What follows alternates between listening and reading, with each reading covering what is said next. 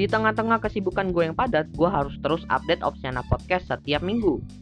Rekam, edit, upload itu nggak bakal bisa selesai dalam sehari, apalagi harus pindah-pindah aplikasi. Aduh, repot banget deh. Tapi sekarang gue bisa nyelesain semuanya dalam waktu 10 menit aja, karena gue pakai Anchor. Rekam, edit, dan upload semuanya dalam satu aplikasi aja tanpa perlu pindah-pindah. Jadi nggak perlu takut lagi deh sama yang namanya deadline. Kalian nggak percaya? Langsung aja deh cobain Anchor dan mulai karya kalian di sana.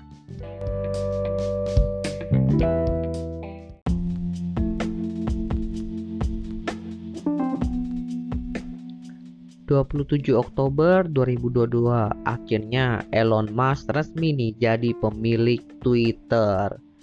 Aduh, setelah sekian lama nih gue ikutin perjalanannya yang katanya kemarin batal, lalu mau dituntut nih oleh Twitter, lalu mereka ada negosiasi. Nah kan itu gak jelas tuh apakah akan dilanjutkan di persidangan apa enggak. Maksud itu gue gak ikutin lagi lah, maksudnya kemarin gue kira udah batal gitu, dan ternyata malah jadi, dan totonya udah jadi nih ownernya Twitter. Terus ya udahlah, gue cari informasinya dan gue riset, dan Elon Musk itu ternyata membuat kesepakatan untuk membeli Twitter itu senilai 44 miliar US dollar atau sekitar 684 triliun. Nah, ada beberapa artikel yang bilang 687 triliun.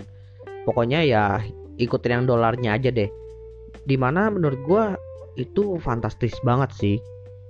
Tapi ya yang menurut gue cukup menarik di sini bukan keberhasilan dia atau kesepakatan dia membeli Twitter ini loh, tapi action yang dia lakukan setelah dia membeli Twitter. Memang si Elon Musk itu pernah bilang dia itu akan mulai PHK nih. Bahkan rumornya itu sampai 7.500 karyawan Twitter. Tapi ternyata secara mengejutkan dia itu mecat top eksekutifnya Twitter. Yang cukup disorot di sini itu yang pasti CEO Twitter yaitu Parag Agrawal, kemudian Chief Financial Officer Ned Siegel, dan Kepala Kebijakan dan Legal Vijaya Gate. Dan alasannya kenapa Elon Musk memecat mereka, terlebih sebenarnya lebih disorot si kepala legalnya ini ya, karena kepala legal ini adalah orang yang pernah nih memblokir Trump dari Twitter. Karena ya kita tahu ya Donald Trump itu adalah salah satu negarawan lalu influencer juga yang suaranya cukup didengar di Twitter. Makanya karena ada beberapa kasus yang katanya bisa mempengaruhi orang gitu, dia diblok gitu karena tweet-tweetnya juga kontroversial.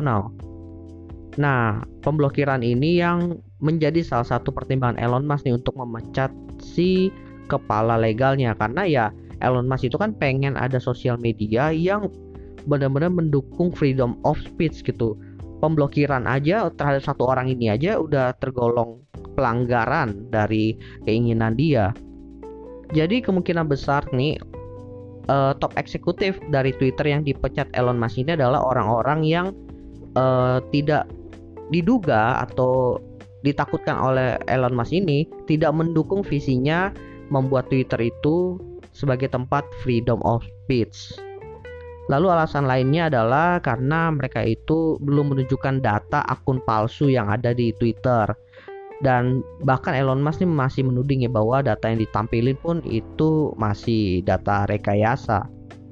Tapi ya udahlah, dia udah beli Twitter, gue udah punya nih, ya udah gue pecat aja kok. Jadi itu sih yang pengen gue highlight nih dari berita Elon Musk. Kemudian lanjut nih, gue pengen highlight berita lainnya dari salah satu miliuner juga, dari Meta atau ex Facebook lah istilahnya, dari CEO-nya Mark Zuckerberg. Jadi kemarin itu lagi ini ya lumayan heboh karena saham dari si Meta ini anjlok sampai 70%. Penyebabnya adalah karena pendapatan dia itu turun sekitar 4% dibandingkan dengan tahun lalu. Lalu pas dihitung-hitung juga ternyata labanya itu jatuh sampai 52%. Alasannya apa? Alasannya adalah ya investor itu sentimen, bukan cuma investor, bahkan kayaknya masyarakat dunia sentimen dengan tindakan Elon Musk, Mark Zuckerberg yang fokus nih untuk mendevelop metaverse. Bahkan ya, kabarnya kekayaan dari si Mark Zuckerberg ini hilang sampai 1.500 triliun. Itu udah ribuan sih triliunnya. Tapi sebenarnya memang sih si Meta ini lagi memfokuskan resource-nya itu ke pembangunan dunia metaverse. Tapi ya di sini pun bisa dilihat faktor lain mengapa pendapatan dari Meta itu bisa turun.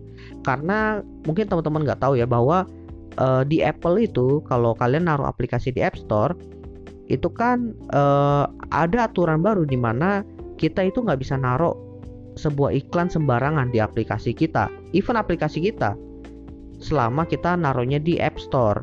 Nah, sedangkan kita tahu bahwa Meta dengan aplikasi Facebooknya, Instagramnya itu bergantung banget sama iklan. Dengan adanya aturan ini tentunya ada pembatasan, ada perlu penyesuaian lagi gimana cara mereka bisa beriklan tapi tetap mengikuti aturannya si App Store ini. Ya kalau dari segi teknikal artinya ada yang perlu di-develop dan itu butuh waktu. Nah, dalam waktu ini sampai aplikasi yang sudah diupdate ini dilempar ke pasar, artinya kemungkinan besar mereka itu kehilangan pendapatan. Dan ketika ditanya kepada si Mark Zuckerberg ini tentang pendapat dia itu, dia cuma bilang, ya udah biarin aja, dia masih tetap fokus di komitmennya untuk naruh semua resource atau duit dalam jumlah besar ke dalam pembangunan metaverse. Lalu investornya bagaimana? Ya investornya cuma bisa gigit jari sih. Ya wanti-wanti aja tentang kesehatan finansial perusahaan Meta ini. Dari dua berita yang gue highlight ini ya, gue pengen bilang bahwa dari Elon Musk dulu deh. Elon Musk ini menunjukkan kekuatan dia. Ini kasusnya cukup mirip sama kasusnya Apple juga, di mana dulu Steve Jobs itu dipecat oleh CEO yang dia pilih sendiri. Nah, sedangkan Elon Musk ini dia itu kan beli Twitter kemudian memecat CEO-nya. Jadi bisa dibilang ya top eksekutif ini dipecat dari orang yang dari luar. Cuma bedanya di sini yang terkenal itu si Steve Jobs-nya, sedangkan yang sini Elon Musk yang terkenal, dia yang mecat kan.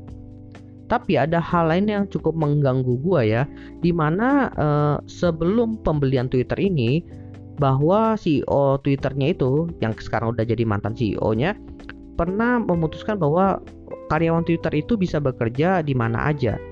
Nah, ketika Elon Musk ini sudah menjadi pemilik Twitter dan bahkan udah memecat nih top eksekutifnya, apakah kebijakan untuk karyawan Twitter itu bekerja di mana aja itu bakal dihilangkan? Soalnya kan kita tahu bahwa Elon Musk itu juga lagi kontroversi ketika dia bilang bahwa dia akan memecat karyawan yang nggak mau kembali kerja di kantor. Which is hal ini pun menjadi salah satu keresahan yang nantinya akan dirasakan oleh karyawan Twitter ya. Belum lagi si Elon Musk ini juga memerintahkan siapa ya? Ya benar lah, memerintahkan engineer dari Tesla untuk mereview source code dari aplikasi Twitter, dari si engineer-nya Twitter.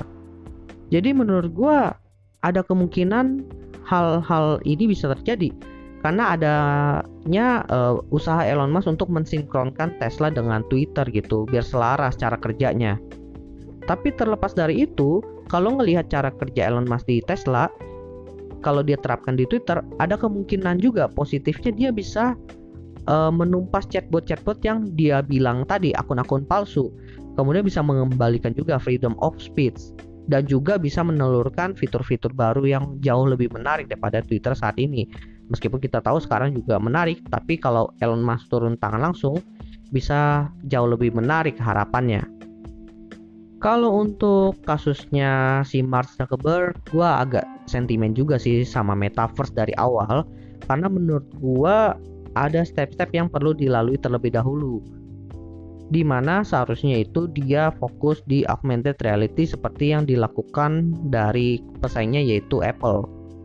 Karena kalau secara struktural dunia virtual atau metaverse ini adalah pengembangan dari augmented reality.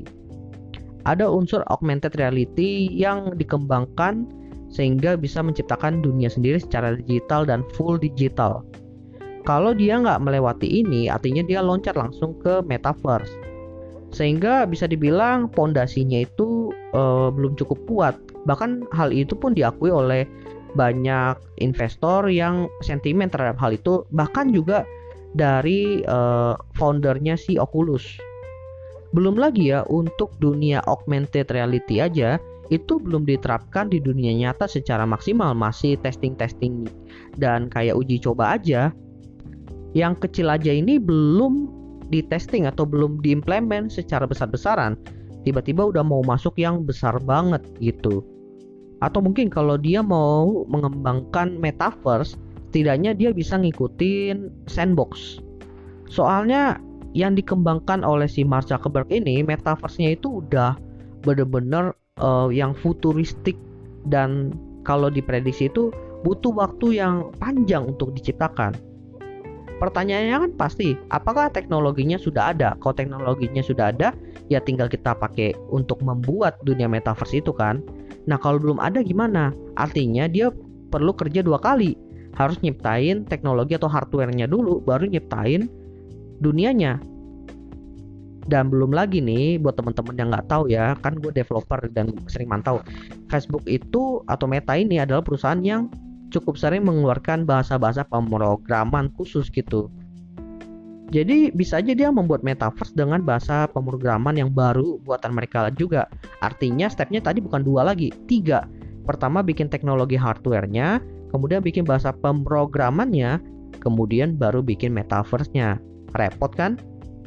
Jadi ya menurut gua sebaiknya fokus kepada yang ada dulu, kemudian coba ambil pasarnya atau marketnya, kemudian baru di scale. Karena menurut gua justru itu nilai utama yang bisa dibilang di masa lalu itu membuat Meta bisa berkembang sampai sebesar ini. Well, gua rasa itu aja sih yang pengen gue bahas di Opsiana Podcast kali ini. Thank you buat teman-teman yang sudah mendengarkan. See you next time di episode lainnya.